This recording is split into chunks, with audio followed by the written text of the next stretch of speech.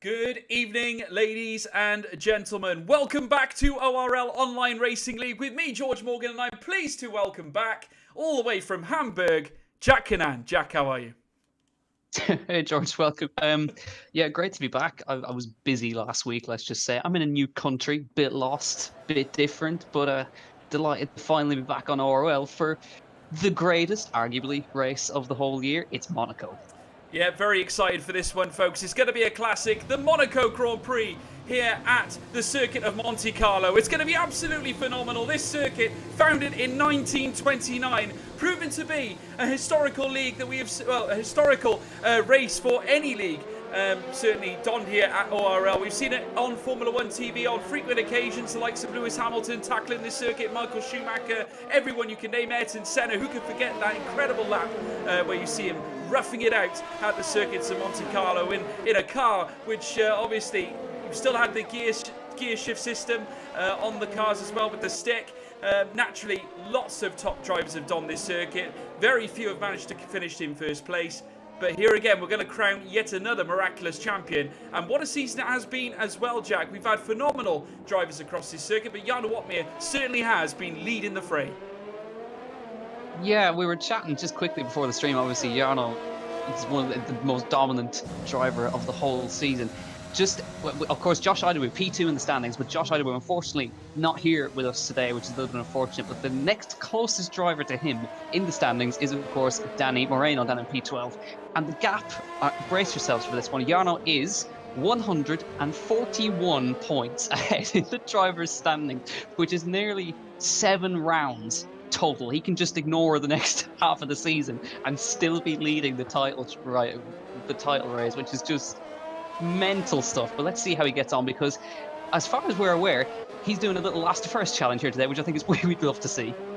Absolutely. I mean, I've got to say, just look at those numbers. Absolutely unbelievable. Jarno Watmir, 202 points. Can you believe it, folks? But I've got to say, it's been an incredible season for the Dutchman. He's got to be well pleased of what he's achieved this season. Josh Idawu, his nearest combatant there, 88 points to his name. That's literally, I've got to say, a yard's width away there from Jarno Watmir there. But certainly, with Josh not being here today, the closest contender is Danny Moreno, who is now a full-time Mercedes driver on this league here at ORL, and certainly it's going to be interesting to see whether he can knock together some more points. You can see the constructors standings is also as vibrant. You've also got Alfa Romeo at the top end, 247 points, but closer are now Mercedes, of course. So the battle is still on in terms of the constructors standings, and certainly with a team combination of Matthias Collegon and Danny Moreno, that's going to be very tough for Alfa Romeo to really kick back against, Jack.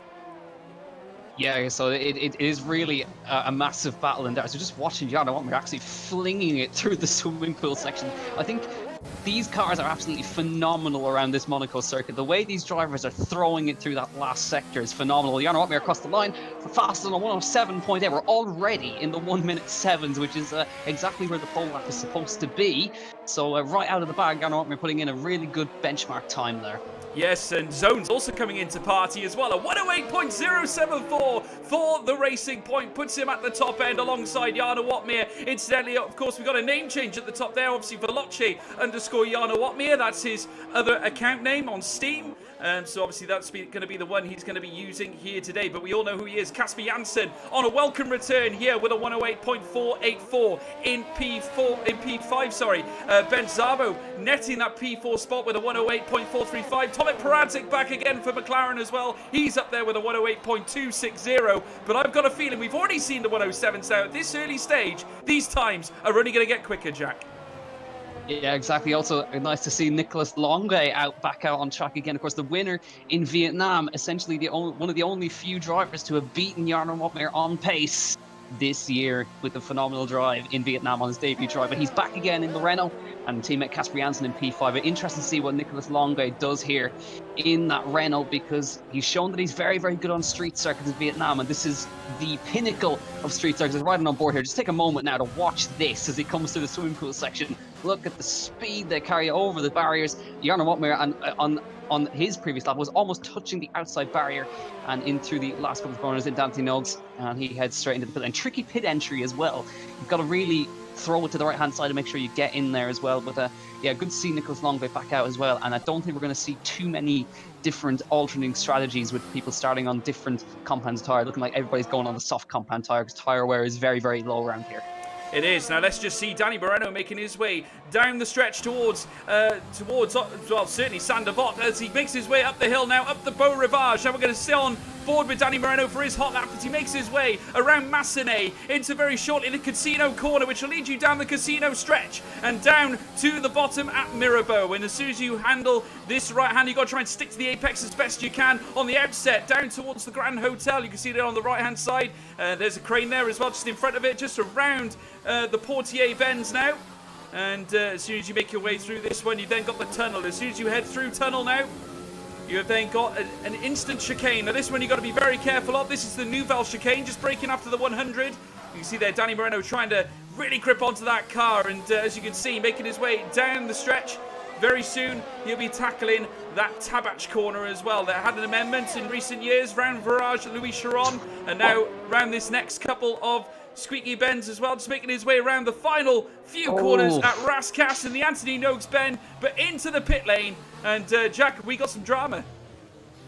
Yeah, I was on board with Danny Moreno as well, but he touched the barrier in Portier in the last corner, which compromised his time, which was why he stopped there. Just very easy to do. He caught the rear wheel on Portier, and yeah, that was also just grimacing at the huge amount of speed he was carrying through the swimming pool section. Extremely committed. You've got to be committed around here, around this Monaco circuit. Nobody able to displace Jarno Watmer just yet. Just watching Ruben Vallejo getting into the wall into back. That might be some wing damage if he doesn't be careful. He has to back out of that one straight away. But yeah, Jarno Watmer from Zone's doing a very nice job there in P2. Tomek Pradzik, Ben Salvat and Kasper Janssen, your P5 man as well. Simon Weigang doing a nice job there in P6. Sven Zerner get owned as well. First time in the first split, I think. Matthias Vipek and Mr. Anke in the Ferrari, but nobody else has been into the 1 minute 7s yet, but still plenty of time left in qualifying.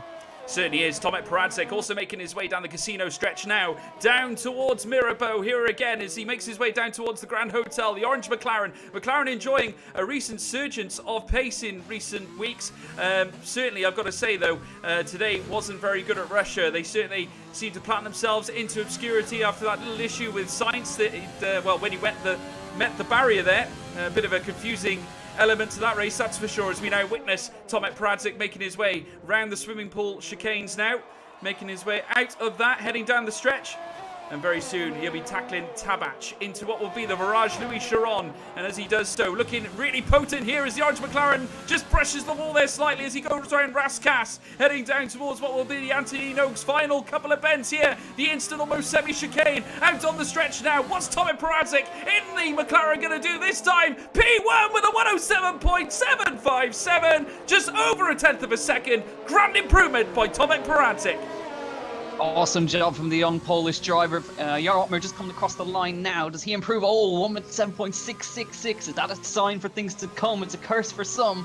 1 minute 7.66. Matthias Colligan as well, P4, 108.1. Certainly improvements coming in, but it's still very, very close to the top two drivers in the 1 minute 7s. And I'm sure we're going to see the likes of Danny Moreno, Nicholas Longway still yet to put in a representative time. He's coming to the line now to begin a lap, I think, or just to begin a lap. So Nicholas Longway backs out of that one actually, so he's obviously not happy with the previous lap he was on, possibly in validation, but still very, very close, only a tenth.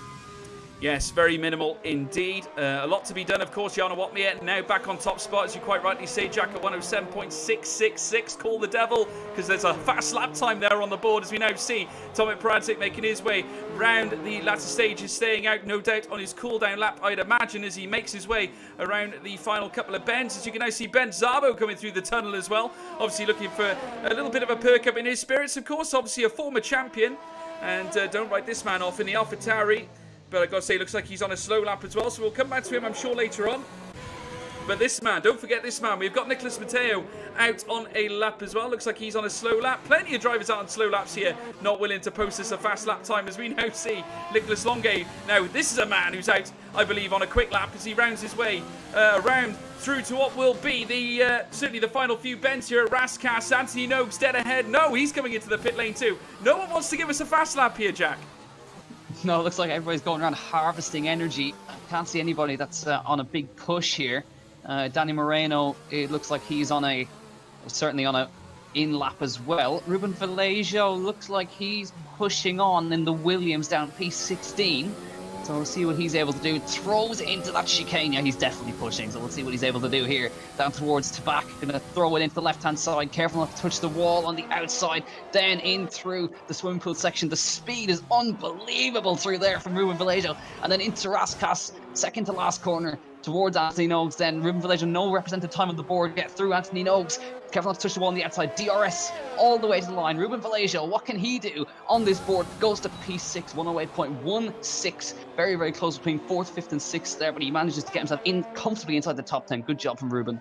Yes, he's been in great form, Ruben Vallejo, in fact, in recent weeks. I mean, we've seen it quite a few times now from that man, and I've got to say, I'm sure we'll see more from him. Just to recall, obviously, his most recent exploits, he is certainly a man in form, has very rarely strayed out of the top 10, and has really proven to be a very valuable asset to Williams. A P7, 5, 9, 8 and 3rd last week in his, certainly this season, has really proven to whittle certainly some points for the Williams team, and certainly helped them into that midfield battle alongside Red Bull and McLaren. They currently have 71 points as a constructor, McLaren on 77, Red Bull on 54, so they're very much in tow for that P4 and 3rd position. Haas currently in P3 in the constructors, and then of course you've got McLaren in P4.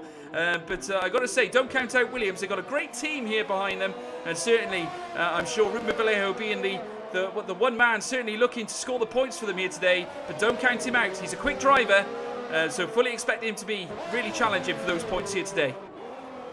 It's interesting to know Danny Moreno's trying something new. He's out on the medium compound tyre here as he pushes towards the start-finish line. I'm not sure if he's on a lap here. He crossed the line to set a 1 minute 8.6. I think he's trying to get inside the top 10 on the medium compound tyre, but he's not quite in there at this point in time. But he has tried. I wonder if he's going to have another go again.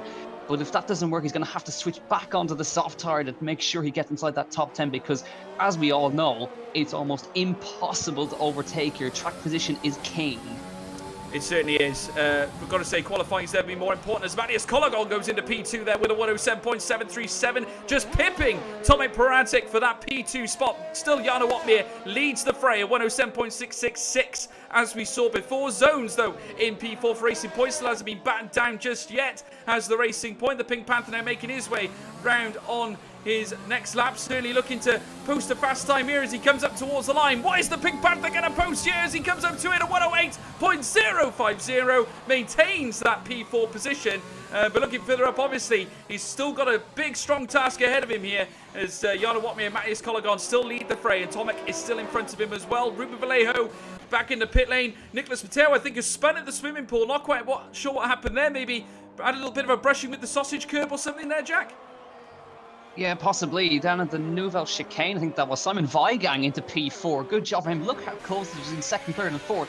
There's a couple of hundred separating them, with Simon Weigang putting on a really good performance there in P4. But yeah, I think it was a tap of the inside wall for Nicholas Mateo on the entry to the Nouvelle Chicane. Very easily. And he's also out on the medium compound tyre as well. He's tried something new. But his best time was also set on the soft compound tyre, so that will not work to his advantage. It's the tyre you set your fastest time on inside the top 10 that you have to use for the race. And still no time from Nicolas Longue. Yeah, he's leaving it late. Yeah, he certainly is. But remember, he left it late, if you remember, at Vietnam as well. And let's not forget what happened there. He won that Grand Prix. And although he may be waiting very patiently inside his pit bay, maybe he's just eyeing up a little bit of a tasty manoeuvre when the track is at its most optimal. I've got to say, though, Tino Nakarun are not quite enjoying a return to the circuit just yet. A 109.047 to his name at the moment. He is still in his pit bay as well. But here's Jarno Watmir, your championship leader, now making his way around the next chicane towards what will be yet another chicane before he reaches Raskas. Heading round Raskas now, this right-hander, very stiff indeed here at Monaco. Round Anthony Noakes now into the stretch. What's Jarno going to post here? The Dutchman, is he going to let fly with an improved lap time? He does indeed, a 107.1417, sorry. A phenomenal lap time, another 0.3 faster, and I got to say, he is looking absolutely phenomenal. He's certainly laid down the gauntlet. It's all going to come down to the last bit of qualifying, as it always does here at ORL. Nicholas Longue emerging back out onto the track. Casper Janssen is also out on track, but he's not going to finish this lap. He's going to come into the pit lane. But obviously the mediums did not work for Danny Moreno, nor did they work for Nicholas Matteo. They're going to all come out on soft tyre. It's going to be a sprint to the end to see who can set the fastest time today. And the man who's out on the lap at the moment is Sven Zerner in P10. He is indeed, and I got to say, Sven Zerner, of course, obviously a former F1 esports talisman, and certainly this man is not to be counted out as he now cruises his Red Bull down towards the Mirabeau corner, heading round it now towards the Grand Hotel. And indeed, the Red Bull will certainly be hoping for an improved day here today. I mean, certainly Monaco can throw up various surprises through a race weekend, and I'm sure that Sven Zerner will be no exception as he makes his way through the tunnel now. And as he does so, looking extremely potent here is the Red Bull, coming up towards the next chicane, indeed, around the swimming pool section. And heading on the outset now, down towards this little straight now. Down towards Tabach, just rounding it nicely into what will be the Virage Louis Chiron now. These almost double chicanes here, brushes to the wall slightly, and that's not helpful. Snaky out of that section there indeed, round Rascasse now, heading into what will be Anthony Noakes. This certainly will not heighten the spirits here of Sven Zerner as he comes up towards the line of Panic on the right hand side, and it's a 108.352. It's a P9, certainly not ideal, but it's an improvement. He will be there at least for the time being, but let's not forget Nicolas Longuet also out on a fast lap here, Jack. Yeah, Nicolas Longuet just charging his ERS at this point in time, coming through the Grand Hotel hairpin. But yeah, that was really, really sketchy from Sven Zerner. Touched the wall on the entry to the swimming pool and then got out of shape on the exit of the swimming pool. He got very lucky there, but now I think we need to watch a couple of these now. Tommy Peradzik on a fast lap and Matthias Colligan about to start a fast lap as well. There's a number of guys on fast laps right now, but Colligan, can he find 0.3 of a second, or can Otmar go even quicker? Well, that's the question. We're also going to see this man, Nicolas Longuet, who's now making his way around through the final sector now of this Monaco circuit as he comes up now towards what will be La Rascasse now. And you can see the Monaco signs there on the left-hand side, the hotels littered above this amazing circuit as he now comes down towards the start-finish line, as indeed Nicolas Longuet goes no quicker. I think the lap time might have been invalidated. That will not help his cause here today. So with minimal seconds left to go, it's now or never, Jack. Yeah, exactly. Just beginning his fast lap now up the hill for the very first time on this. He hasn't even set a time yet. It's all down to this one. In through this next part, into this casino square. Wonderful section, then dropping downhill again, tapping the wall on the entry, then down the hill. Getting this braking spotted for one of the slowest corners on the track. But here's the slowest corner, Grand Hotel hairpin, down to first gear, chucking in down to 30 kilometers an hour using all the curb, flicking it into the right hand side, down towards the last, taps the wall in the entry. Not great from him there. And then down to the tunnel to begin sector number 2, down towards the Nouvelle chicane. Here we go with Nicolas Longuet. Can he do anything to displace Jarno Otmar? Can he get himself even on the front row through the Nouvelle chicane? Gets out of shape on the entry a little bit there, on the power now, a little bit too early. That time in through to the back now. Got to be committed through here. Can he do this in the Renault then? Through Nouvelle chicane, into swimming pool, carries all the speed he can. Anga has retired, and then down towards Rascasse for the very last time. What can Nicolas Longuet do? Through the last couple of corners, he's out of shape. I don't think this is going to get him into the pole position, but it's going to be a good effort from Nicolas Longuet down towards the line. It's only P9 for Nicolas Longuet and Simon Vajang on the front row. Yeah, indeed. I got to say, apologies for our stream here, folks. We're actually missing a little bit of that. And like you say, Jack, P9 is all he can muster. Jarno Otmar currently out on a fast lap as well here at the death. Obviously, we're well and truly past squeaky bum time here, folks. We now see Veloce Jarno Otmar making his way through the swimming pool section. A ghosted car there of what looked to be none other than Ruben Vallejo there, causing a little bit of an issue. Him obviously not allowing Jarno Otmar to continue at optimal pace. Here comes Matthias Colligan as well, experiencing the same thing, so that would have hampered them. That won't change the spirits of Jarno Otmar, though. He is still top spot. P1 with a 107.417 is the lap time here today. And I got to say, it looks like he's well and truly sealed the deal for pole position tonight here, Jack. Yeah, it looks like I think there is some serious lobby desync going on right now at this point, so we apologise for that. But just to keep you updated, Jarno Otmar firmly on pole position. Simon Vajang on the front row, and Bent Zabel managed to pit Matthias Colligan for P3. So Colligan P4, Tommy Peradzik P5, Zones, Vallejo, Anka, Danny Moreno, and Nicolas Longuet. But yeah, interesting what's going on now, because I'm looking at the stream. George, you are seeing totally different things to me, which is quite something, but can confirm Jarno Watmere on pole position by a 1/10 of a second. He is indeed, yeah. We've actually seen on 2 occasions Nicolas Longue's car go flying off the circuit, which I gotta say was very odd. But nonetheless, he is on track though, and no drivers were harmed in the makings of this broadcast, folks. Veloce for Jarno Watmere though is your P1 sitter, 107.417 to his name, and he said he found Monaco tough indeed. Simon Vigang P2, great qualifying session for him and the Haas team. He's P2. Ben Szabo P3, what a turn up for the books there for that man. Matthias Collegon P4, Paradzik 5, Zones P6, Vallejo P7, Anka P8, Moreno P9, Longue P10, Getone P11, Sven Zerner P12, Nicholas Mateo P13, Casper Janssen P14, Matthias Whippech P15, Tino Nakarunen rounds the grid order off in P16th place. But for now, folks, a little word from our sponsors.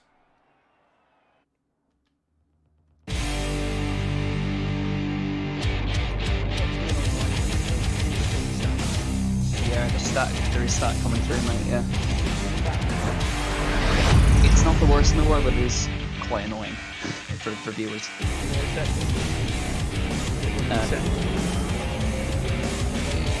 Maybe turn your gain down a small bit. Got more gain. Okay. I'm not sure then. Can you hear me? Yeah, I can. Your mic is static again. Yeah, I know. We don't know why, because I got no gain on it.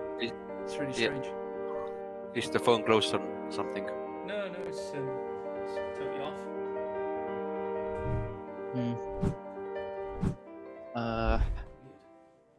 I'm not sure. Really. Oh, you have the voice. You have the sound on and stream. Ooh.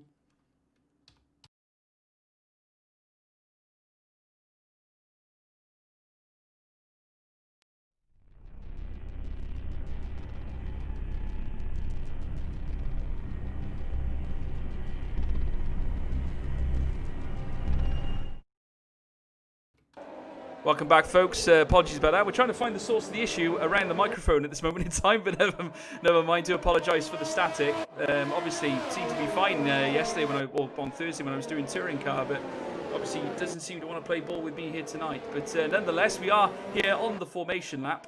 And Jack, got to say, turn up for the book so far. Jarno Watmere is on pole position, despite suggesting that he would not find this one an easy one. Yeah, exactly. I'm not sure what happened to the last to first challenge. I think he gave up on that. So he's starting first to first, maybe. Let's see what he can do. But Simon Vigang, really impressive performance, P2.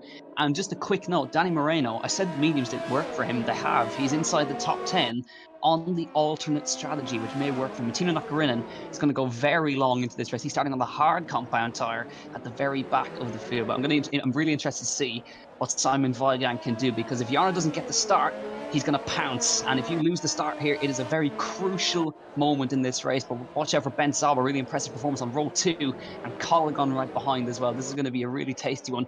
But keep an eye, of course, on Moreno and Longue, 9th and 10th. What can they do from that far back?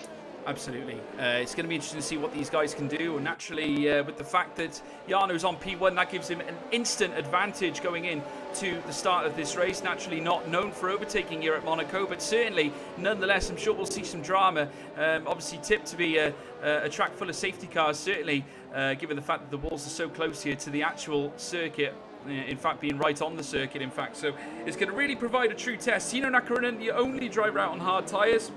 Danny Moreno on the mediums from P9. Certainly he might have an advantage going through to the first set of pit stops. Let's see what happens as the cars line up for the start of the Monaco Grand Prix.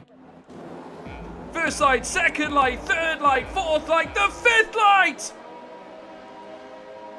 And it's pedal to the metal. Go, go, go, go, go, go, go. Jarno Watmere gets away okay, but so does Simon Vigang just in behind. He managed to slot in and retains that P2 position in behind Ben Szabo. A bit of a cluster there with Tomin Paradzik still holding on to that fourth place. Zones doing battle there with Ruben Vallejo as they round the next casino bend. You can see there the racing point and the Williams going in tandem here as they make their way down towards the Mirabeau. The Williams bent out of shape there as they come round towards the next Mirabeau corner into the Grand Hotel, and they're still going in tandem. Jack, you can't separate these two.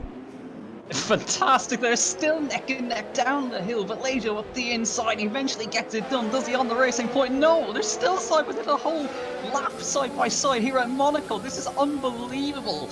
Down towards the Nouvelle chicane for the first time. Racing point on the inside. Surely one's going to have to give way now. Williams around the outside has to cut the chicane. He'll have to give that position up. He gets a 3-second time penalty, but he's just slot in front.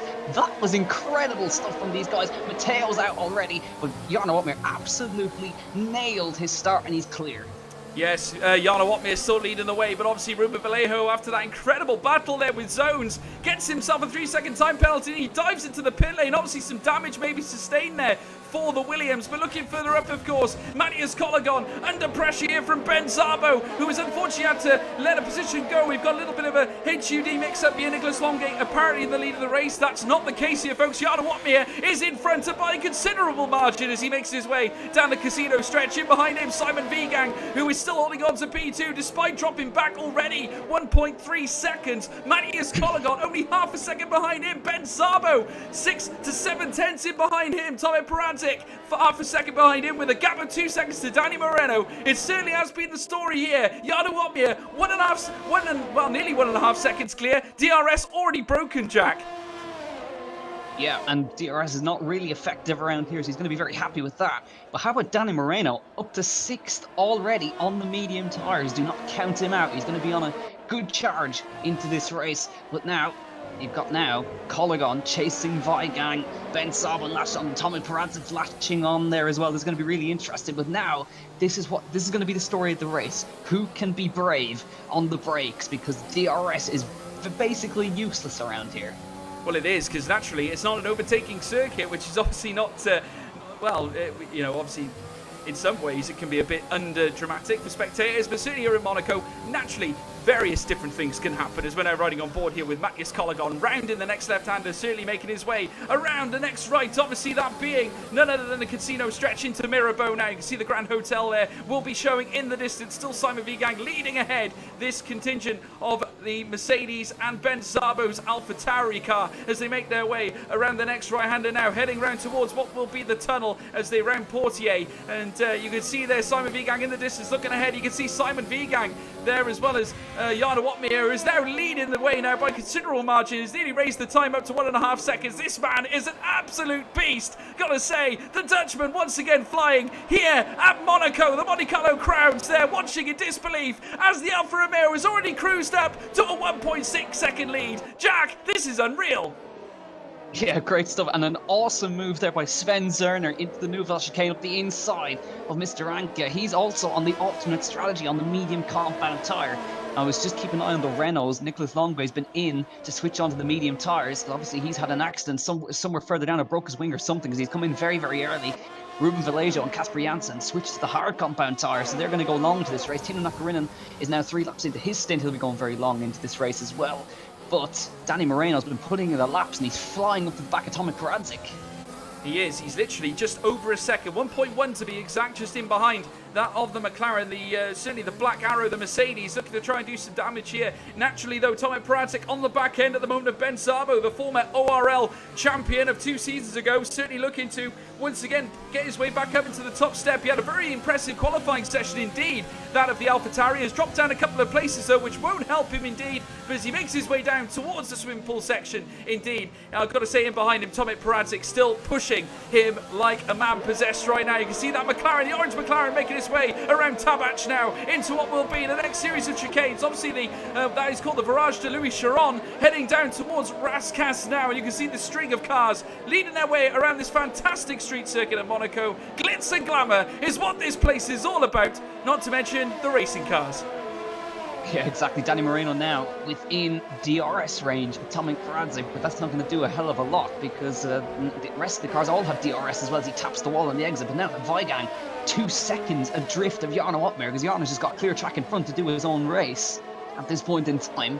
But he has to be careful. Don't pick up any penalties, Jarno. Don't break the wing. It's so easy to have a lapse of concentration, and lapse of concentration is so costly around a circuit like this. It's so tough to nail each lap. He's got 39 of them to do. He's got 5 of them done already, but it's been really tough to get into that zone. But Danny Moreno now firmly within the grasp of Tomek Peradzik, and actually Ben Zawo has fallen away from Matthias Colligan. He's 1.3 behind, so now he's going to be vulnerable. Jack, just how crucial is it that Danny Moreno started on the medium tyres? Because this will surely benefit him massively through the strategies of the pit stops. I mean, he can easily place himself ahead of Jarno, and this is maybe why Jarno's got his groove on here, because naturally he knows that he could end up getting swallowed in on the first series of pit stops. If Danny can sort of unleash his pace on a circuit like Monaco, I mean, could he turn this race on its head? I mean, is that possible? I mean, it's certainly a possibility. I was wondering why he was trying so hard to get inside the top 10 on the medium compound tyre. Now I can probably see why, because the softs are starting to go off already 6 laps into this race. So Danny Moreno is trying to pull an interesting strategy. Sven Zerner also on those medium tyres. He's caught behind zones, but Danny cannot afford to get caught behind these guys for too long. He needs to get a move on. Well, he certainly has to, and I got to say, Tomek Peradzik is going to leave him frustrated, at least for the time being, but this is what he's going to have to face here at the street circuit of Monaco as they round the Grand Hotel hairpin, heading down towards the next right-hander of Portier very shortly, and the tunnel will be dead ahead. Ben Szabo still in P5, Tomek Peradzik P6. Naturally, I'd imagine that Tomek is probably sick and tired of the sight of the AlphaTauri as well, but naturally here at Monaco, due to the lack of overtaking possibilities, that is going to be the case here for a lot of these drivers around this track. But I've got to say, as we're now reaching our way down towards Tabat, you can see the boats there littered across the docks on the left-hand side, at least. The crowds are still watching in anticipation as these cars now cruise their way round through Sector 3 here of the Monte-Carlo street circuit, heading around what will be Rascasse into the Anthony Noakes bend now, and indeed it's still the case here, and we have got pit stops there for Simon Vigang and Tomek Peradzik. That'll move Danny Moreno up to P4, and certainly if he can keep these medium tyres in their groove, at least for the time being, this could prove to be a very good day for the Moreno team. Yeah, looks like it, and as well, Peradzik has jumped Vigang in the pit stops because Vigang changed his wings. There's been a change for net P2. But now, watch out for this man. Nicolas Longue has now, as a result of those pit stops, he's coming back into this race a little bit now. He's on fresher medium tyres. He will have to stop later, of course. But he is slowly bringing himself back into play here. If he can just keep his nose clean, he might be able to get himself inside the top 5. But now, Moreno really needs Ben Szabo to either pit or to get out of his way, because this is a really crucial phase of the race for him now. It certainly is. He's got to try and keep it clean. Obviously, half a second, though, in behind Ben Szabo. Not a bad place to be, certainly, as he makes his way around Tabat into what will be, yet again, more chicanes. And as you can see, that AlphaTauri has got very close to the front end of that Black Arrow as they head down towards Rascasse. Yet again, a lock up there from Ben Szabo, going around that bend, and he dives into the pit lane, and that promotes Danny Moreno up to P3. He's now got his teammate, I believe, ahead of him, Matthias Colligan. So it's going to be the two Mercedes now in Ps2 and 3. Jarno Watmir in P1, so a great showing here from him. And I got to say, that 3.6 second gap, that is increasing by the moment here, Jack. I got to say, for a man who said he was struggling with Monaco, it certainly doesn't seem to be the case right now. I think he's just playing mind games at this point. Ben Szabo re-emerges in front of Tomek Peradzik, but Nicolas Longue is in front of him as well. So these guys on the hard compound tyre are going to try and take it to the end of this race. But Ben Szabo crucially coming out in front of Peradzik, but now he's got to get the tyres up to temperature.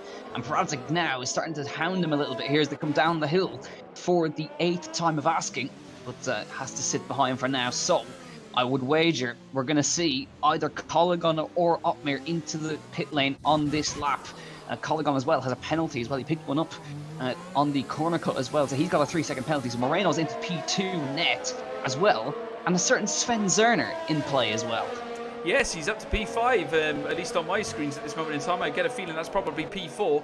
But just looking now, Zone's in P5. He's got Getone in P6, the two racing points together. But indeed, as you can now see, Zone's diving into the pit lane. Getone, on his return here to top-tier ORL racing, is up into the top 4 placings. He's going to be going to be delighted with the way things have been going for him as he now makes his way up through the stretch of the Beau Rivage, heading around towards Massenet. Very soon to be around the Casino Bend as well. But as you quite rightly say there, Jack, Sven Zerner is up there for dancing as well. P3 to the man in the Red Bull car. Don't pay too much attention to the HUD, folks. I believe we've got a desync in Nicolas Longue on the circuit at this moment in time, so it will jumble up the position slightly. But Sven Zerner is in P3, Danny Moreno in P2, of course, and Jarno Watmir in P1. But just how crucial could that Could the point be that Danny Moreno being on those mediums, how will that affect the strategies? Because Jarno Watmir is still yet to pit. Danny still on his first set of tyres, those mediums, which will obviously go, due to the typical tyre lives here in Formula 1, go that little bit longer than that of the Dutchman's, Jack.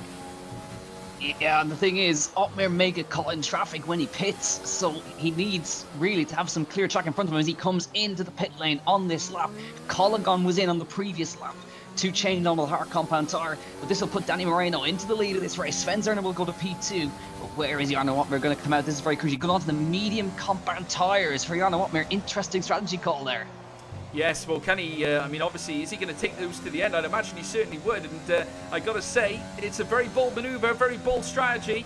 I got to say, it depends on how long these mediums last. We don't know really how this is going to affect these drivers certainly around this circuit, but those softs seem to die off quite quickly.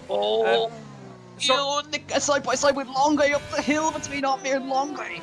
Trying around the outside, it's going to be contact between them. Unbelievable. Longueuil trying to get in front, then Otmir shoves him wide. Oh, that was close for Jarno Watmir. That was such a crucial phase that he had to stay in front of Nicholas Longueuil. Wow, that was so tight, but Longueuil ends up behind.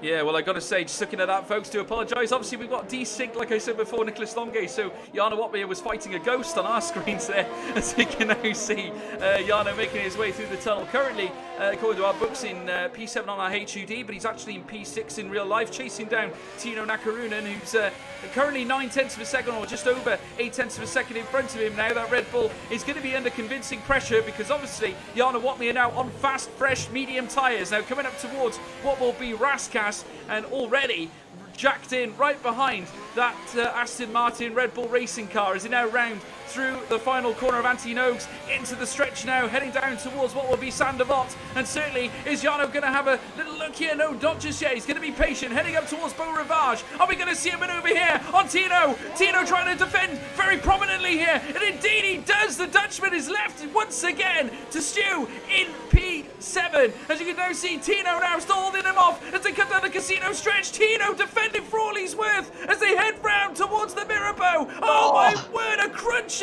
blow into the wall, but not enough to sustain damage. I think he's okay, but Tino still holding his own in P6. Jarno Watmir all over him like a nasty rash. Are we going to be seeing a bit of a tussle in the tunnel here as they come round? But indeed, Tino just frustrated the Dutchman, frustrating him as they come out on the outside towards swimming pool. A late lunge here from Jarno Watmir, a tussle in the corner, but indeed, Tino's still leaving him frustrated.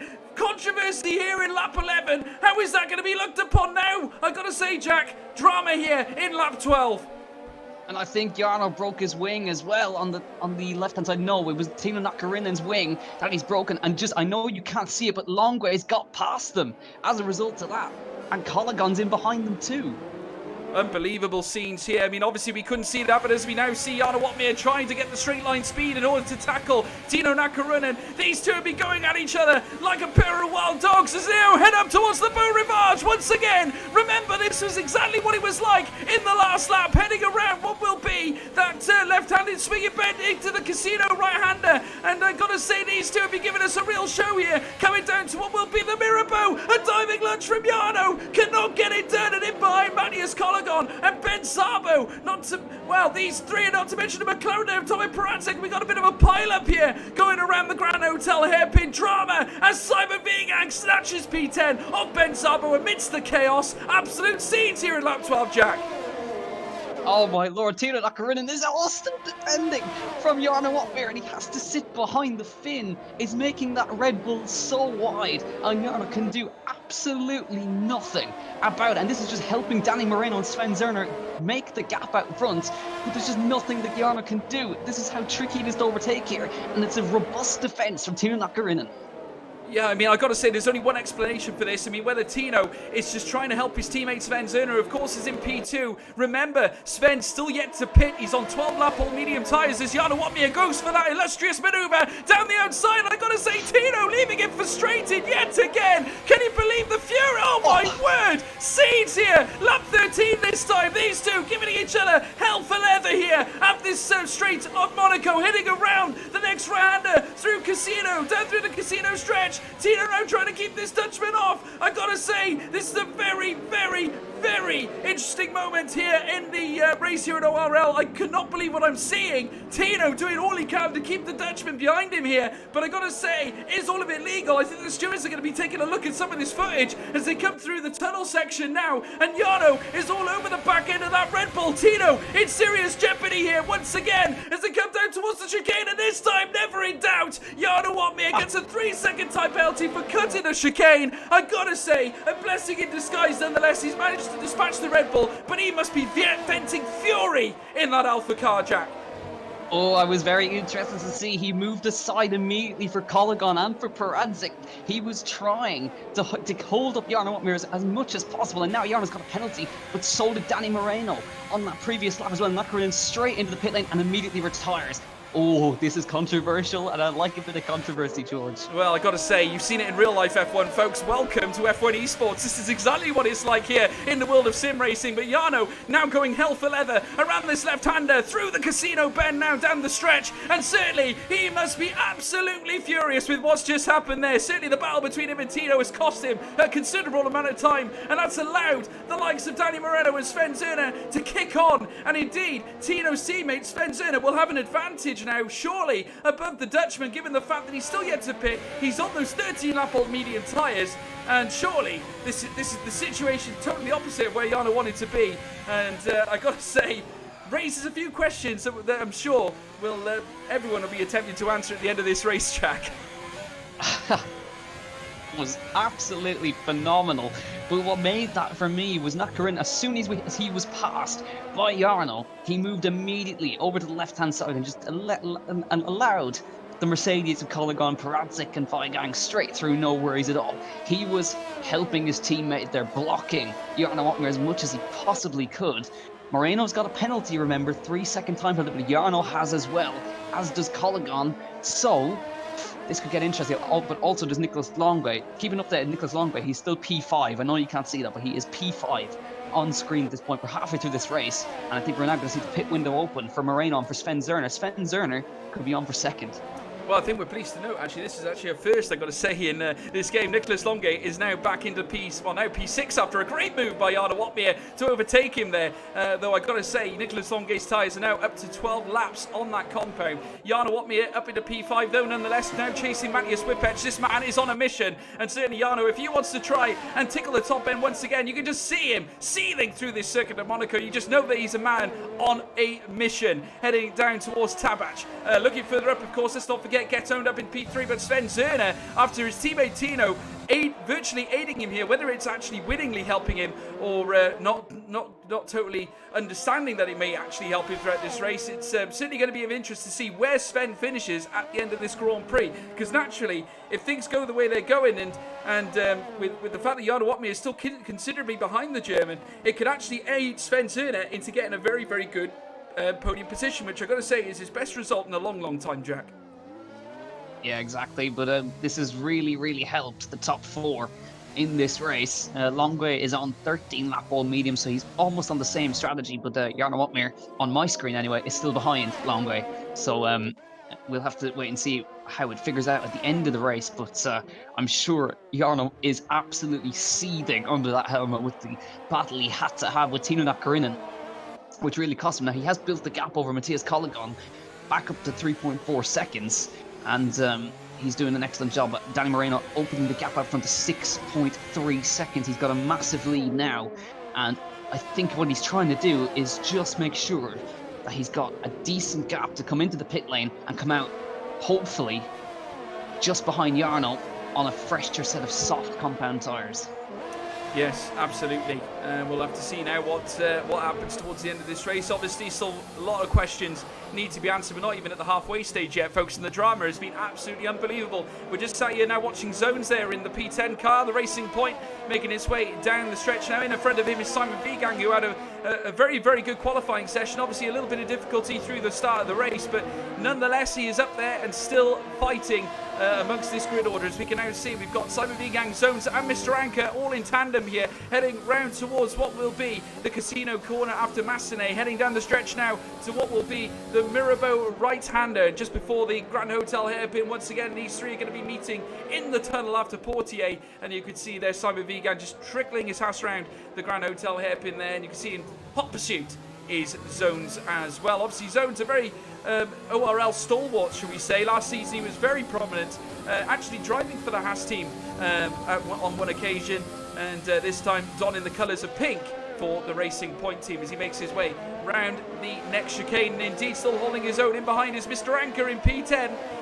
Points on the board here potentially for Mr. Anker in the Ferrari if he can keep it where he is, but still an awful long way to go. Lap 18 of 39 at the moment, folks, but you just can't counter out the controversy we've already seen. Jack, I just don't know how that's going to be decided, though. I mean, it was unbelievable. We haven't seen anything like that this season. That was possibly the most robust defence I've ever seen from any driver. Timo Nakarinen was just not having it. He was not letting Jarno pass at any point in time. If he tried it on the outside, he'd shove him into the wall a little bit, just run him out wide.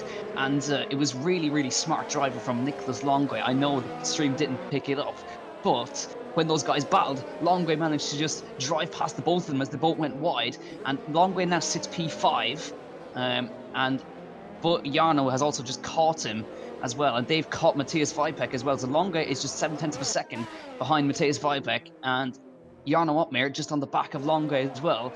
So these guys might get caught now behind the McLaren.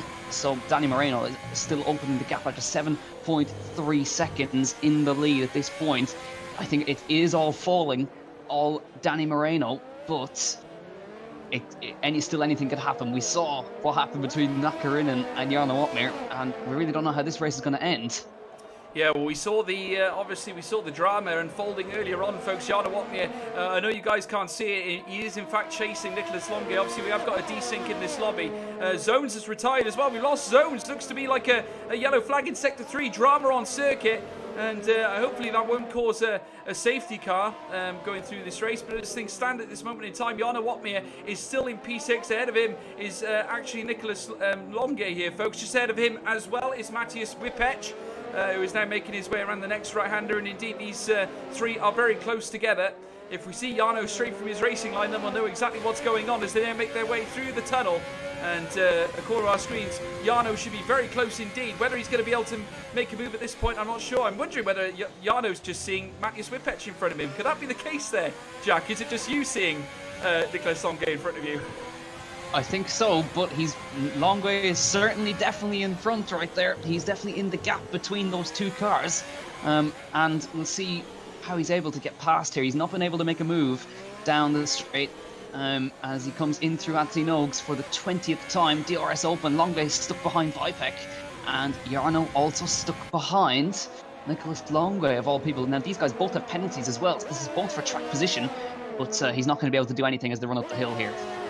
No, very tight this part of the circuit. Sector 1, obviously you've got to try and negotiate your way around Massenet and around the casino corner, as they are doing so now, as they make their way down through the casino stretch. And indeed, there it looked like there was a maneuver being made there by Jarno. I just saw him straight from the racing line, and indeed, as they do so, heading round. Jarno in the wall! Oh, and I just seen there a bit of M play has come off the Alfa Romeo, and indeed, damage sustained there for Jarno Opmeer. It's all going from good to bad, and then the ugly here for Jarno. Certainly not an ideal racing performance, certainly after that incredible qualifying session to put him on top spot. He's now cruising past Matthias Weipek here, and indeed goes through, heading down towards the swimming pool section. The Alfa Romeo now up into P4, but I gotta say, damage to that Alfa is certainly not going to assist him around this very tricky circuit of Monaco. Yeah, Longuet went up the inside of Weipek. Jarno tried to follow, and Weipek, I don't know if he just didn't see if he was there, but squeezed him straight to the wall. And now, no right end play on the Alfa Romeo, and now he's got an even bigger task at hand to try and get this Alfa Romeo around Monaco without a right-hand end plate. This is going to be really tricky for Jarno now, and he's got to follow Nicolas Longuet as well, which is going to be really hard for him. But still out front, 8.4 seconds in the lead of this race is Danny Moreno, and he's in a really good position here, because when he emerges, he's going to be very close to Jarno Opmeer, if not in front. Yeah, Moreno still leading the charge. In behind him, Sven Zerner, of course, just coming out of the tunnel section. 8.5 seconds to his name behind Danny Moreno. and certainly obviously benefiting after what his teammate was obviously aiding him earlier on in the session. The Red Bull car now currently in P2 and chasing Danny Moreno as things stand. Getone in P3, having the race of his life here. And as we now see, is Nicholas Longuet span on your screen there, Jack? No, he's certainly still in front of Jarno Opmeer at this point. This is incredible desync I'm seeing for you, George. But certainly Jarno is still latched onto the back of Nicholas Longuet, but unable to find a way through at this point in time, especially with a damaged wing. But he's still doing an excellent job to even keep in range of Nicholas Longuet with a broken front wing. Shows the talent that Jarno Opmeer's got, but can't find a way through. Well, I'm pleased to say that Jarno Opmeer and Nicholas Longuet are back in the right positions on my screen. Obviously, according to my screen, Nicholas Longuet span on this lap. So I've got to say, it did right itself, but not necessarily in the right sense. We now see Jarno making his way around the next right-hander, this being the Mirabeau corner, heading round towards the Grand Hotel hairpin. But in front of him, of course, the Renault of Nicholas Longuet.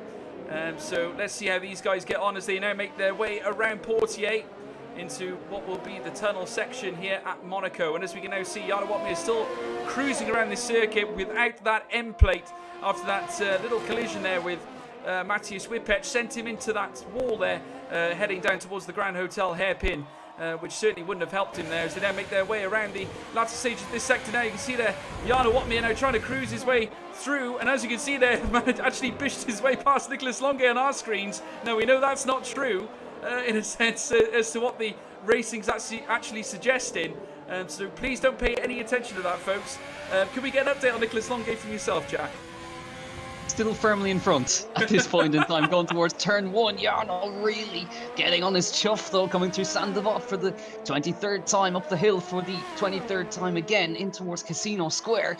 Jarno's really trying to get past here, but Longuet still making that Renault as wide as possible. He's on a different strategy as well, 7-lap older tyres, and those mediums will have seen better days by now towards the Grand Hotel hairpin. But still no way through for Jarno Opmeer. This is just hurting him. But again, Nicholas Longuet is also closing in on P4 just slightly, and there is a big old train behind as well between Vipek, Kologon, Paradzik and Simon Weigang as well in that one as well. So a good little battle going on between those guys. But still, no way through for Jarno Opmeer, falling back a little bit, and Danny Moreno's opened the gap to 9 seconds. He has. He's, in fact, 9.1 seconds now. The Mercedes doing a sterling job indeed, managing the car in this situation. He must be counting his lucky stars at this moment in time, and I'd imagine a bouquet of flowers will be heading over to Tino Nakarunin's house with thanks from Danny Moreno, as we can now see the black Mercedes making its way around the left-hander of Massenet into the right-hander of the Casino, down the Casino stretch now into Mirabeau.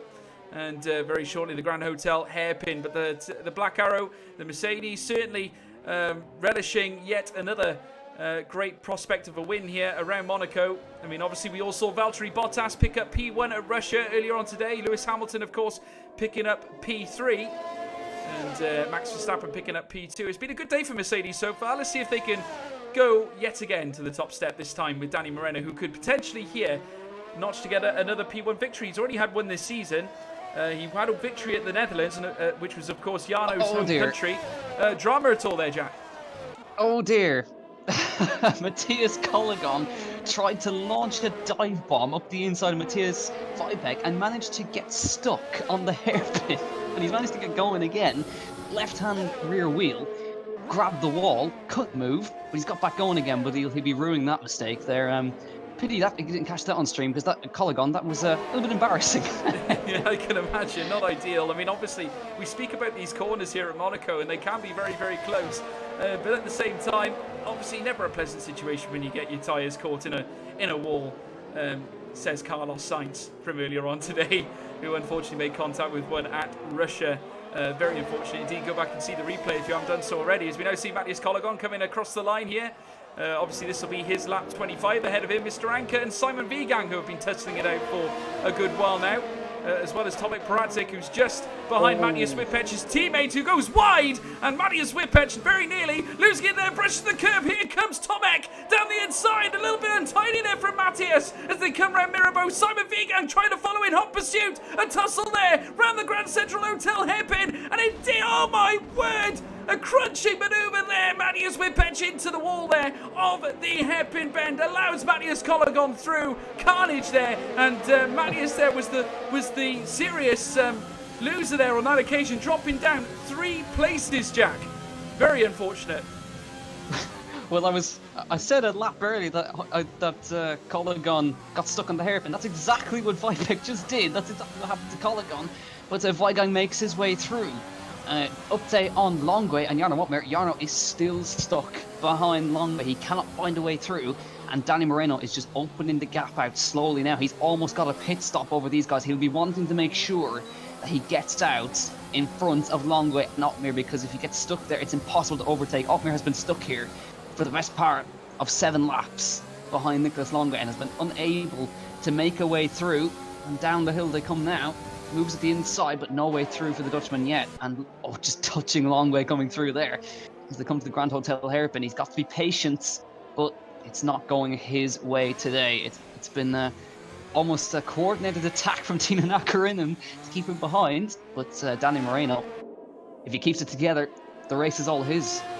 It is at this moment in time, lap 26 of 39, and if it carries on going the way it's going, certainly Jarno Wotmer is going to be in severe trouble, I would think, and P1 will be the least of his worries, I think, at this stage. Obviously, given that end plate coming off, it could be a last gasp here for the Dutchman if he wants to get that P1 spot. I mean, I'd imagine he'll consider himself lucky to get a podium position after what happened with Tino, but as they make their way around what will be the Anthony Noakes chicane now, and you see there the Alfa Romeo now trying to cruise up. Obviously, you can't see Nicolas Longay on your screen, folks. Like I said before, we have got a desync here in this race at this moment in time. And indeed, I think we're going to have to put Jack on Longay watch, I think, for this race. Any update on that, by the way, Jack? Jarno tried a huge lunge into turn 1, but just couldn't quite get alongside Longway there. But Longway still holds on for now. He's doing an excellent job in that P4, but Jarno's getting frustrated now behind him. He is, absolutely. Time is ticking, certainly for Jarno Wotmer. Looking further up as well, obviously Danny Moreno still leading the charge here, going around Tabach, heading into what will be the next chicane. And indeed, lap 27 of 39, the clock is ticking, and Moreno is focused. He is looking for yet his second victory in ORL, and can the machine do it, the Spaniard? And he dives into the pit lane, Jack. Moreno is in the pits. Here we go. I think he might just have enough of a gap to come out in front of these guys. This is such a crucial stop for the race win. Onto the soft tire. He'll be so quick in the dying stages of this race. Sven Zerner is going to stay out and lead this race for just 1 lap, even get owned, as well as now started to ghost, unfortunately. With Danny Moreno, where does he come out? I think he's going to come out miles in the lead. Actually, Danny Moreno, what a job from him. He's in the net race lead by almost 6 or 7 seconds. Brilliant stuff. As Otmir trying to get Longway, they're going to make contact, and Longway's out in turn 1. He went up the inside. Otmir tried to lunge on the inside, and Longway's in the wall in turn 1. Well, there you go. That's Nicolas Longay out of the race, according to our man Jack. Obviously, Longay watch is now off for today, folks. Obviously, Jarno Wotmer now up in a place as well. Now needs to let fly now upon Danny Moreno, who is still in front of him by 4.4 seconds, but the battle is going to be too tough. Naturally, Moreno now on fresh soft tyres, who's now chasing Ghetto now as they round the tunnel, and certainly Moreno is showing his punch there on those softs, heading down towards the swim pool section, moves his way back up a spot into P2, and he's now letting fly at Sven Zerner, who is literally just moments ahead of him now, literally 6.3 seconds separating that to Sven Zerner and Danny Moreno, Jack. And Sven Zerner immediately into the pit lane, so Moreno is going to lead this race by a comfortable margin. But I think Jarno could be in trouble for that move on Nicolas Longway. And obviously it wasn't shown on stream, but I'm sure Longway won't be particularly happy with the lunge. Get owned comes into the pit lane as well. Where does Sven Zerner come out now? Is he going to get a podium place here? He's got to come out in front of Tomek Paradzik. Is he going to come out in front of Paradzik? No, he's going to fall into this massive train. That's not what he wanted. Sven Zerner just going to come out behind Mr. Anke in the Ferrari. That's not what he wanted. He's got to fight his way through here now. On the approach up to the Casino Square, he's up the inside of the Ferrari, gets in front. But he's on for a podium here. Sven Zerner on fresh softs. He certainly is. Let's watch this battle here for this podium spot indeed. Simon Vigang in P4 as well. Sven Zerner on the optimal soft tyres here, and he hasn't even got them warmed up yet, and he's already passed Mr. Anker there up the Beau Rivage. As we now see these three now trickling their way around this next right-hander, heading down towards Portier. Simon Vigang just ahead of the Red Bull now, but Sven Zerner has got only one thing on his mind, and that's passing this Haas car as they head down towards what will be the swimming pool section. Here comes Sven Zerner on the outside there of the Haas. They're heading down towards the next chicane, and he gets it done. A great move there from Sven Zerner, using those softs to crunch through the Haas there in the dying moments of that chicane, and that certainly helped him go around Nouvelle, as we now see them going around the next series of bends before they reach the Raskas corners. Indeed, the Red Bull, Sven Zerner all over the back of Tomek now. This is going to be yet another chance for yet another podium spot. Here comes Sven down the inside of Tomek Paradzik as they make their way up towards what will be Sander Vort, and Sven gets it done. Zerner in P3, the Red Bull using those softs, now 5.6 seconds behind Jarno Opmeer. Wow, Sven Zerner was absolutely spectacular into the Nouvelle chicane. It was unbelievable. I think Jarno's in trouble here for P2, because I think Sven Zerner is going to have massive pace on these fresh soft tyres. Opmeer is on 20-lap old medium tyres. He may have to stop again, Jarno Opmeer, if he can't get these tyres to the end. Sven Zerner on for second place. What a drive from him, and the spectacular move on Simon Vigang. I mean, can't get any better than that. No, I've got to say, a double overtake in one lap for Sven Zerner certainly does help massively. In fact, a triple, because he did manage to do Mr. Anker at the Beau Rivage as well. So great showing there from Sven Zerner as he now makes his way through the next chicane. Now he's got another one to take before he reaches the final couple of bends. That, of course, being Raskas and the Anthony Nogues. And as you can now see, the Navy Bull, Red Bull livery making its way through towards the home stretch now. And already he's managed to cut down the gap between him and Jarno, down by nearly 2 seconds flat. And I've got to say, you can just look at the difference there between Danny Moreno and Jarno Opmeer. 10.7 seconds now, which is absolutely incredible. Danny is so quick on those fresh softs, Jack.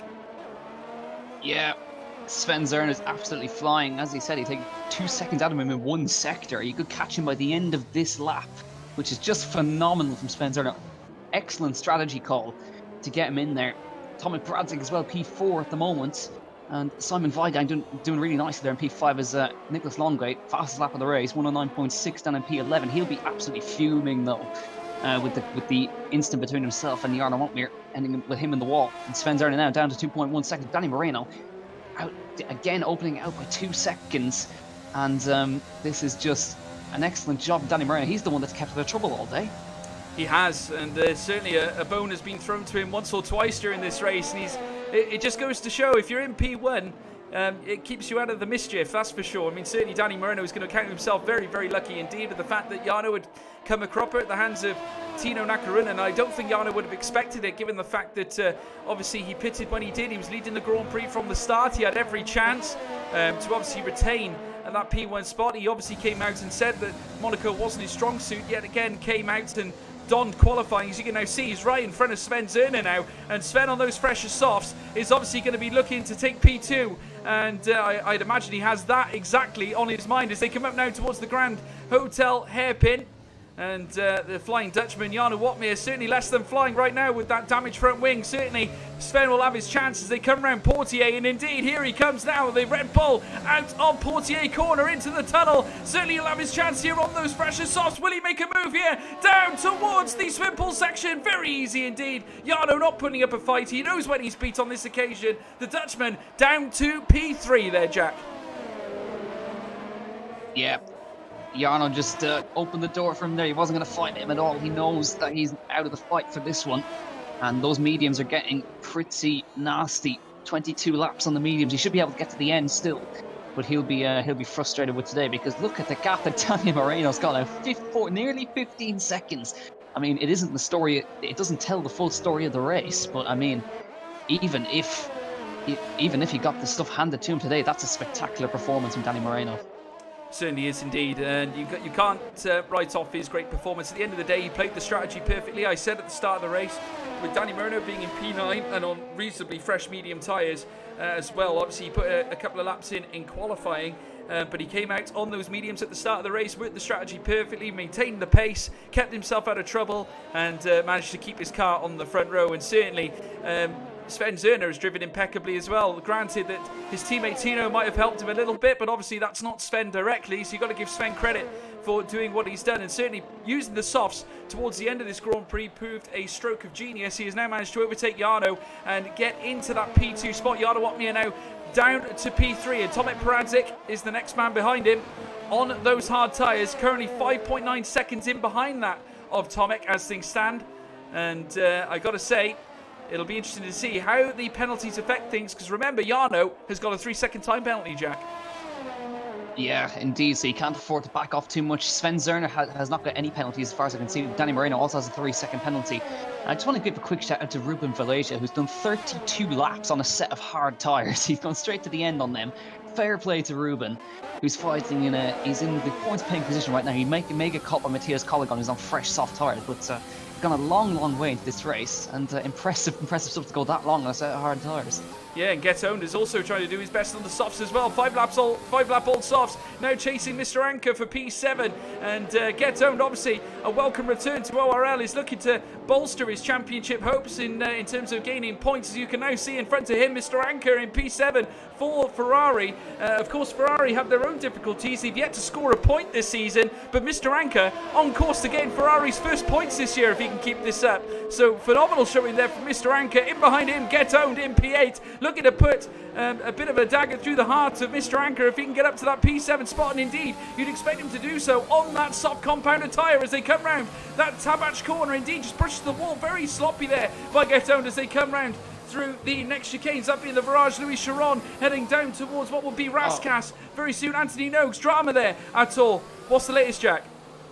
Unfortunately, I think there was contact between Colligan and Vallejo because he's just missing his wing, and Longway's now pushing him through the swimming pool section, which is a little bit unfortunate for Ruben. He's done very well this race as well. Just to point out on Get Owned, he is missing the right-hand end plate of his front wing, which is why he's struggling so much to get past Mr. Anker on the fresh soft tyres. He's understeering through the fast corners, so he would be able to get past a little bit faster, but the front wing is, of course, is compounding his issues. But poor old Ruben Vallejo, 33-lap-old hard tyres and a broken front wing, that's not going to handle very nicely.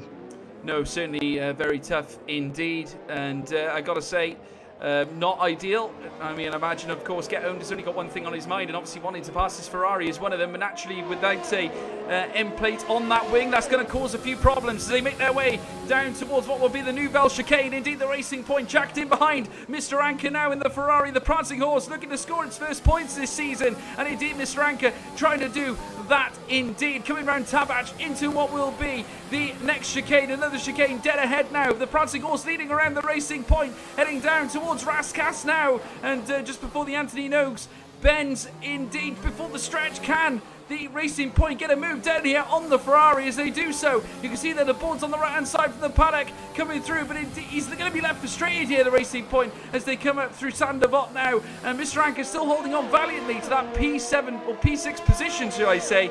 It's certainly going to be a very good day for Ferrari if they can get their first points of the season here, Jack. Yeah, and I'm back on Longway watch just to keep you updated on that, because he's frustrated now behind the Williams. Ruben Vallejo with a broken front wing, he's not able to get past, and Vallejo is doing a Tino Nakarinen and defending very harshly. Here comes Longway now on the run up the hill. You won't be able to see this, but he's around the outside of this next part of the corner into the Casino Square. Vallejo trying to hang on the inside, but he's not able to do so. Longway manages to slot in front into the points paying position. Vallejo trying to come back at him there, but nothing that he can do with a broken front wing on that. And a quick note as well to Simon Weigand, still putting pressure on Tomek Peradzik for P4. It's been a great run for Simon today. It has been a greatly improved performance here from Simon. Certainly seems to have come to life recently, and great to see him do just that as well in the Haas car of all cars. Obviously, he's had a string of retirements this season that have not boded well for him. Obviously, that first day that we had, obviously the Italian Grand Prix P5 went to Simon Weigand. Since then, he's struggled with retirements, DNSs and 16th positions, and this will be his first points in a long time if he can keep the car where it is here today. Certainly on my screen he's showing him P5, so that'll certainly go a long way towards his prospects for this season, as we can now see him round in the next left-hander in behind Tomek Paradzik. He's currently half a second in behind that of the McLaren now, heading down towards Mirabeau. And Simon Vigang, certainly, if he can get that car into the top 5, I'm sure he would be delighted. Obviously, in front of them, we've still got just in behind, we've still got a battle going on between Get Owned and Mr. Anker, though Mr. Anker proving to be a very tricky customer for that Racing Point. Get Owned doing valiantly, though, to stay in tow of him, given the fact that he's got damage to the front end of that car as they come through the tunnel section now. And Ruben Vallejo is indeed in the pit lane. Not the Cinderella story we expected for Vallejo after a good performance last week that saw him claim his first podium. It's now a very sobering race here today in Monaco, but there again, it's a very different race to that you'd usually see, being that the walls are so close here at this famous historical circuit. It does make overtaking, as we've said time and time again, very, very difficult indeed. But don't forget, folks, as we come down towards the final couple of laps to cast your drivers of the day in the live chat, we've got a voting link there in the box. If you could please tick it and select your driver of the day. Obviously very difficult at a circuit like Monaco, but I got to say, I think my tip's going to Danny Moreno, Jack. Yeah, I mean, you just got to take one look at the gap and just take a moment to see how impressive that is, considering the circumstances he's been under. He went for the alternate strategy, and it really paid off with the incidents involving Jarno and Tino and multiple other drivers. He's about to begin the final lap of this race, and a close second, he's in P2 as well. Close second would be to Sven Zerner. I mean, he's only been in the car for the last 2 races, and he's on for a fantastic P2 at one of the trickiest circuits on the calendar. Well, we just saw Nicholas Longue going for a bit of a flight here on just coming out the swimming pool. Obviously, that's not really what's happening, folks. Nicholas Longue is not on his back, just on the outside of the swimming pool section. In fact, Danny Moreno is still leading the way. Jarno Watmir in P3, Sven Zerner P2, as we now see Danny Moreno making his way down towards the Grand Central, or the Grand Hotel hairpin bend. Don't know why I keep saying Central. Very strange indeed. As we now see Danny Moreno coming down towards Portier on the outset now towards the tunnel.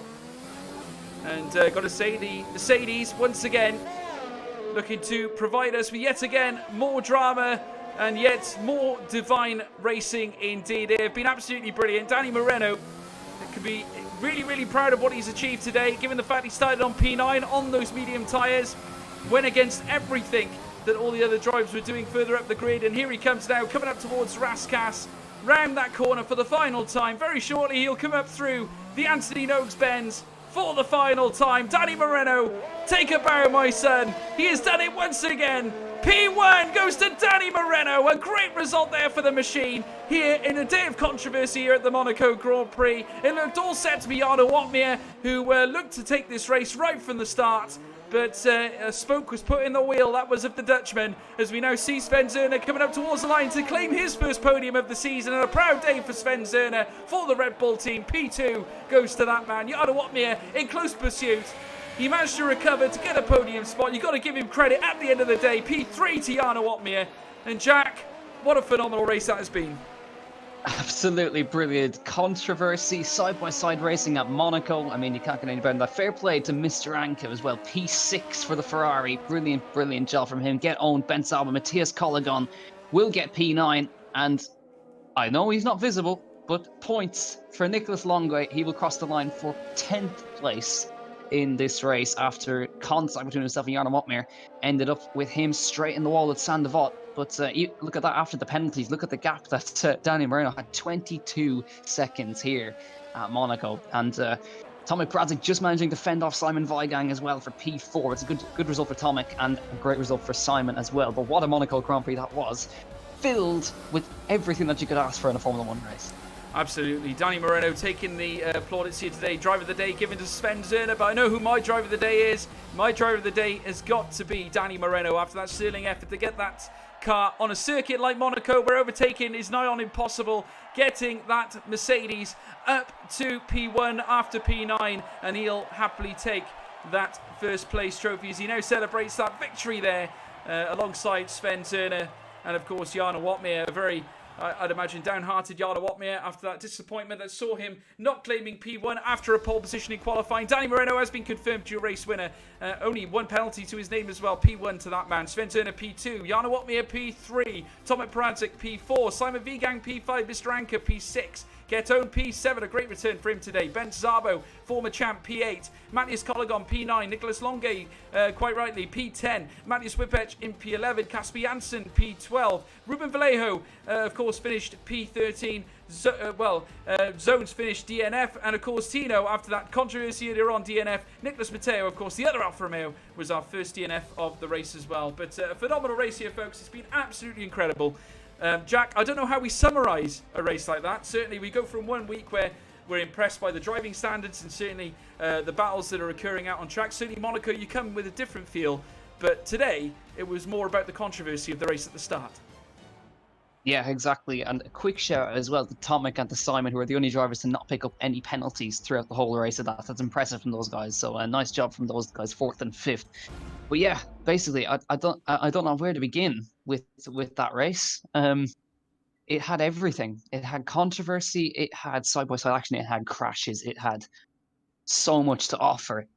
But it really all came down to when Jarno Watmere emerged behind Tino Nakarinen, and Nakarinen put up the defense of his life to try and keep him behind. And then there was contact, and Danny Moreno took full advantage. And then, of course, there was the contact between Jarno and one of the the Kunkara Matthias Vipek as well, and Nicholas Longue as well, making contact with Jarno Watmere. That would have been a controversial moment had you seen it on stream, but I guarantee you Nicholas Longue is not a happy bunny with Jarno Watmere. No, there's certainly going to be some words at the end of this stream, I'd imagine. I think, obviously, the stewards will be having their work cut out in deciding what happened, obviously, during that race.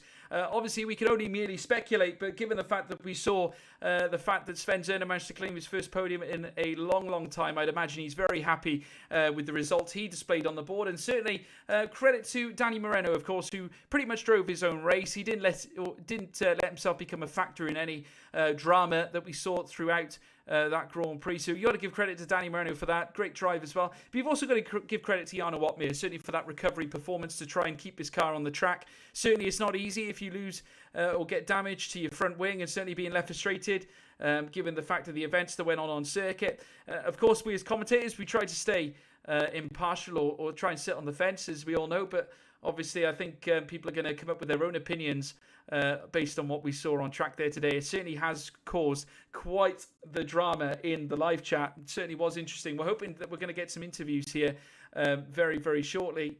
We'll have an update for you folks. In fact, we've got two that have in fact joined us, and Danny Moreno, our race winner, and Sven Zerner, the P2 sitter. Well done, chaps. Good night. Thanks. Hello. hello. We'll start with the race winner, Danny Moreno. Danny, I'm not sure what to say about that one really, but credit to your performance. Obviously, P9 on the grid and getting a P1, that is a tremendous result around Monaco. Credit to your driving skills, but obviously there was some controversy further in the race. I'm not sure whether you saw any of that. I was getting informed at the same time, so I think more or less I know what happened, more or less. Yeah, but I got to give credit to yourself, though, Danny. I mean, obviously, you were away from all the drama. As such, you started in P9 after a very respectable qualifying session on medium tyres. Just summarise your performance, because obviously Monaco, not an easy circuit. Overtakes are not easy. Just talk us through it as to how you managed to claim that win there today. Well, obviously, qualifying was going to be a really tough one. I knew I had really strong pace in practice, so I decided to do qualifying with mediums. I finally got a lap in the last moment, but it should have been a bit better. And then in the race, obviously, I thought about traffic. That's why I started on mediums. And my main idea was that all the people that start on mediums or hards, I needed to be the first one. I needed to be the leading one. Because then when Jarno and the guys on soft pit, they will be behind those medium runners. And obviously, to overtake around Monaco, it's impossible. So what I was trying is that they were stuck behind traffic, and then I could put my pace and pull away, and it worked. Yeah, I mean, I've got to say, it's amazing to see the pace you were generating. You were almost off the bat a mighty 10 seconds clear, nearly 2 laps after your pit stop. It was unheard of pace, incredible in fact. How much preparation do you put into a circuit like Monaco, given the fact that the corners are so helter-skelter? Is it so intense? Do you spend, like, I mean, how long do you spend practicing on a circuit like Monaco? Well, obviously you need a lot of practice. It's a really hard track, probably the hardest in the calendar. And also, you need to practice because you need to put a decent setup in, a setup that works, that's fast, but also that's stable. And also in the strategy, because I saw, for example, Tomek and Simon did soft hards. So that clearly shows that they probably didn't know about the strategy. And coming into the race, I knew the strategy was easily a soft mediums or medium soft. And yeah, I thought medium soft was going to be the best one. Well, credit to you, a superb drive, and that gives you your second win of the season, I got to say. Looking at the races ahead, what are your feelings going into them? Are you feeling confident? Preparation going well? And of course, we've got the Pro Series starting soon. How's your confidence weighing into that event as well? Well, my confidence right now is really high. I'm really confident with my driving. Every time I finish a race, I try to review the race and work on mistakes I make. And yeah, preparation for F1 esports is also going really well. So yeah, hopefully the next races I can get more wins and hopefully I can perform well in F1 esports. Great stuff. Well, thanks for joining us, Danny. Congratulations on another victory, and we'll look forward to seeing you soon. Thank you. Good night. Thank you. Good night. We'll now head over to Sven Zerner, the P2 sitter here today. Congratulations, Sven. Welcome back to the podium placings. It's been a long time. Just talk us through that one. That was mental, wasn't it? Yeah, the funnest thing was in front of the race. I got a message from you guys telling me 7 minutes in front of the race, hey, do you want to race? And so I thought, okay, why not have a funny race? It was without any practice, but yeah, in the end it was a good strategy and worked out well. Yeah, well, I think obviously given the fact that there was so much drama at the start. I mean, I'm not sure whether you were aware of what happened. Obviously, I'll ask you the same question I asked Danny. Were you aware of what was going on the circuit? Because obviously we would have expected Jarno to be right close and personal with you going through to the end of the race, but obviously being held up, I believe, by the other Red Bull, obviously must have aided your situation. Just talk us through it. Were you aware of what was going on, or? I have seen Tino on the map, and I saw that he's costing all the other guys a lot of time. Yeah, that was what I saw, but nothing else. No. Well, I got to say, it certainly helped yourself. I mean, you managed to get P2. Oh yeah. Yeah, you're not gonna say boo to a goose on that one, that's for sure. But but no, fair play to you. Congratulations. It's great to have you back as well up in the podium spot. So we're going to be seeing more from Sven Zerner now in the next few weeks as well, or? Maybe again without practice. Yeah, coming straight from the couch. Jack, have you got a question for Sven as well? No. As per usual, all my questions are taken by George. No worries. Well, Sven, great to have you back, buddy. Congratulations on the P2, and we'll look forward to seeing you again in the future. Thank you. Thank you. Next up, we have Jarno Opmeer, P3 sitter. I got to say, I'm going to be careful. I'm going to try and take my headphones away carefully from my eardrums, just in case. Jarno, you okay, buddy? No worry. Yeah. I'm okay. First of all, congrats to Danny and Sven for finishing P1 and P2. Danny did a stellar job by qualifying on mediums in P9 and then clearing some of those guys. But yeah, I think the race got taken away a bit from me with how Tino and Nicolas were driving. I think it's quite clear what happened. Tino tried to take me out on purpose for multiple laps. So yeah, I don't really know what that was or why he did that. But as soon as as Nicolas was side by side, he let him go. And as soon as I passed Tino as well, he retired. So I think it's a bit sad. Red Bull is trying this hard, trying to take me down. This is the third incident I've had with Red Bull or G2 or however you want to call it in 3 races. And as well, like I just watched some footage back from Nicolas's stream as well. Like the stuff he's saying is a bit unacceptable. Like like saying he's going to destroy me this season and stuff like that. I mean, it's a bit sad. These guys are on such an amateuristic level. I'm not sure if I could have finished in front of Danny, but at least we could have had a nice fight.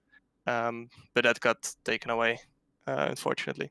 Yeah, it was unfortunate, I've got to say, because we all like seeing a Jarno and Danny battle. We enjoyed it last week as well at Spain. Always, obviously, is a shame, but at the same time, heights up the world of motorsport. That's for sure, and that's what keeps us watching. It was almost very Alan Prost, Ayrton Senna, like obviously without you guys being teammates, going on obviously between yourselves and obviously. Nicolas Longuet as well. Strange to see that Renault and Red Bull are in the same camp on this one. Yeah, I mean, like Nicolas pitting so early to mediums, he knew he was not going to make it, just to mess up with other drivers in the midfield or people that were close to the top three. It's a bit sad to see, and then obviously he was blaming me for the incident when I was completely next to him and still turning right into me.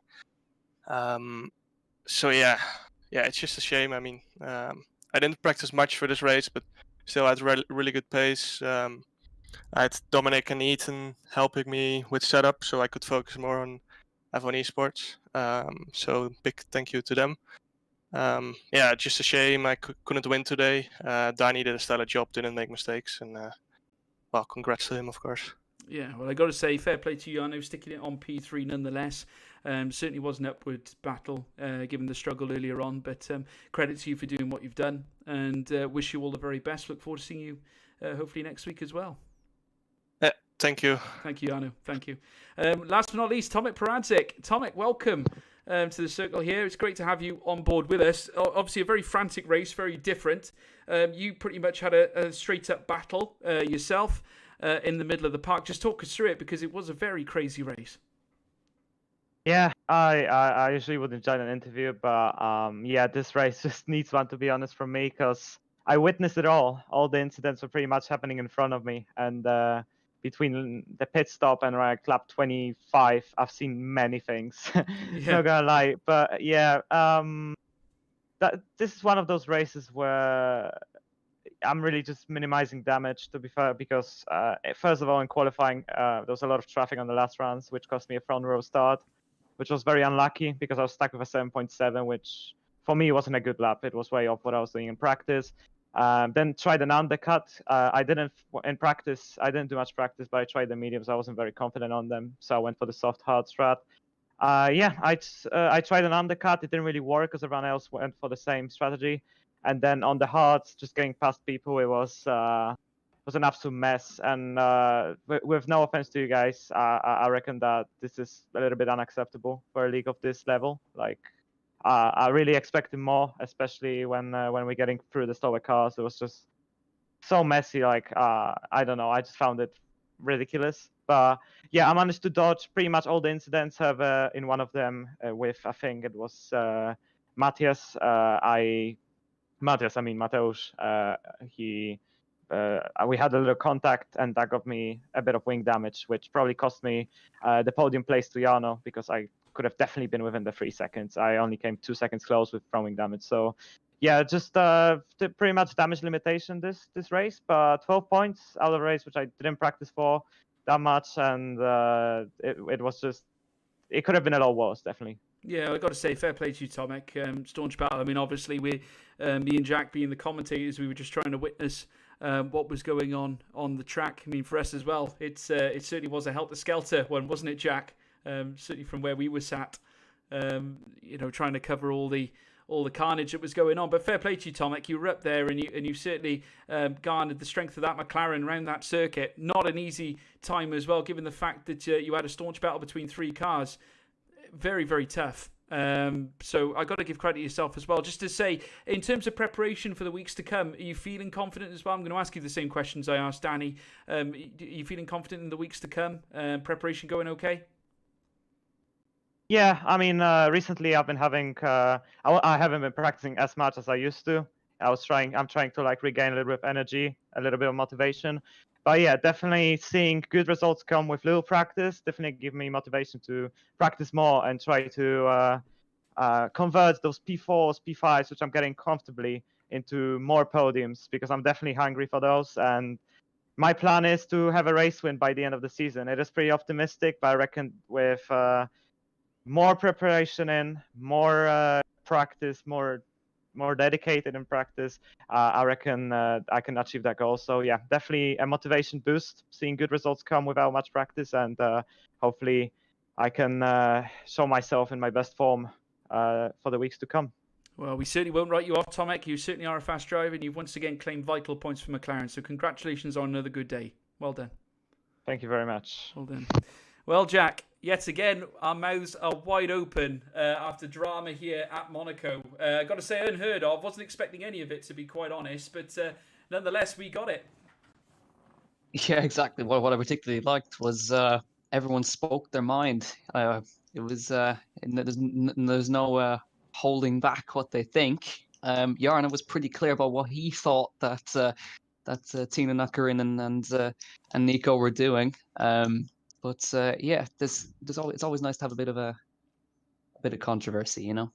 Certainly is. I got to say, we've seen a lot of controversy in Formula One over the years, and naturally we at ORL aren't without the same treatment, certainly. But I got to say, it's always a pleasure to have great racing on the track. Obviously, Monaco, a very special circuit when it comes to Grand Prix racing. You get a very different kind of race compared to what we're used to seeing on open circuits, like we've seen at Spain last week, and obviously the Dutch Grand Prix and various races beforehand. But I'd like to thank you guys, the viewers, as well, for checking us out. Don't forget to leave a like and a subscribe as well. And don't forget to check out our sponsor HyperX as well for all your wireless technology requirements for your computering and your gaming, whatever you may call it, whether that be headphones, mice, keyboards, you name it, those guys do it. I've got to say, it's been a pleasure to call the race here today alongside my good buddy Jack. Jack, thanks ever so much for coming back. I hope you're settling into Hamburg okay.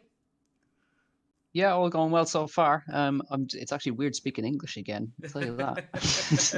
About to switch the brain back on, but yeah, everything going well here. I didn't know you could speak English. Wow. That's harsh. Sorry, I'm Jack. retiring.